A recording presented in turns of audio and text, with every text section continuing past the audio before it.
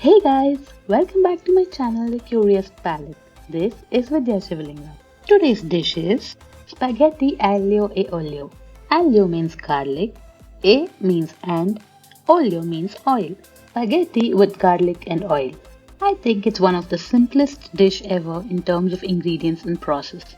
But still, sometimes we fail to nail the taste.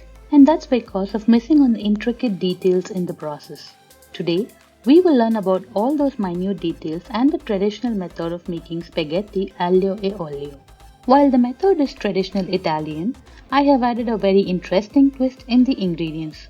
And if you haven't already subscribed and would like to see more such interesting recipes, then make sure to click on that subscribe button.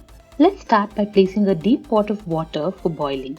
Once the water starts boiling, add a good amount of salt to it. Twist and add the spaghetti to the well-salted water. Twisting the spaghetti prevents them from sticking to each other. No matter which brand you buy, follow the instructions on the package for the cooking time of the pasta. After a few seconds, push the pasta into the water so it cooks evenly.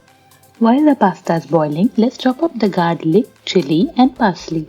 While chopping the garlic, finely slice them. If you're thinking this is too much garlic, let me tell you it's not. As this is a garlic and oil pasta, a good amount of garlic is absolutely necessary. Take a look at how thin I've sliced the garlic. Similarly, slice the bird's eye chili as well.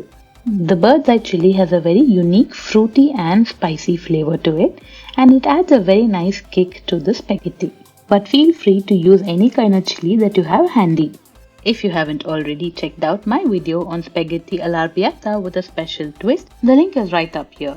Let's also finely chop some parsley. And this is also an optional ingredient when compared to the authentic recipe. You could also replace this with any herb of your choice, even cilantro or thyme works perfectly well. Place a pan on low heat and pour around 5 to 6 tablespoons of extra virgin olive oil. This is an oil pasta and made with very few ingredients, so make sure to use a very good quality olive oil.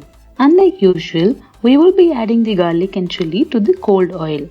What we're looking for is for the garlic and chili to impart the flavor to the oil.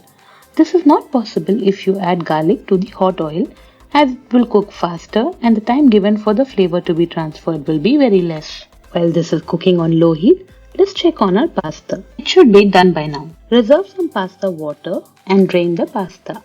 Make sure the pasta is cooked al dente before you drain it. Al dente is the consistency of pasta when it's cooked firm but not crunchy. Remember, the pasta is going to cook further in the pan. As you can see, the garlic's almost done cooking and the sides have started turning golden. At this stage, let's add in some oregano and chili flakes just to season this pasta. Oregano is not a part of the authentic recipe. Add half of the chopped parsley and give it a quick stir. Once the garlic turns golden brown in color, we want it to stop cooking. This is the time to add the pasta water which we had reserved earlier. The starch in the pasta water helps in emulsifying this oil, making it creamy. Now let's add the pasta and let it cook until the water reduces. I have added around half a cup of the pasta water.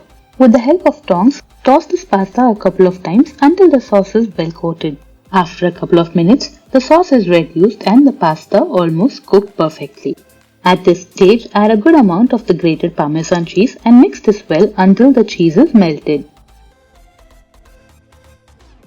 Look at that gloss. The pasta is coming together so well. Add the other half of the chopped parsley and top it with some freshly ground pepper. The parsley and pepper add a good amount of freshness and sharpness to this dish. Toss them all together for one last time. And our spaghetti aglio e olio garlic and oil pasta is finally ready. Time to serve the pasta. Roll the pasta around the tongs and place them on the plate to get a good height. Garnish it with some more grated parmesan, ground pepper and some freshly chopped parsley. I bet you'll be pleasantly surprised at how delicious this dish is in spite of being so simple to make. It's the perfect dish for a dinner date even if you don't have time on you for cooking. Serve it with some nicely toasted garlic bread or olive bread. The bread also helps in collecting all the sauces that are left behind after the pasta. In fact, the original dish never calls for all that cheese that we added. They would actually add breadcrumbs to the sauce. I hope you would give my version of the aglio e olio a try and give this recipe a huge thumbs up. And if there's a special version of this recipe that you have tried, I'd love to hear about it.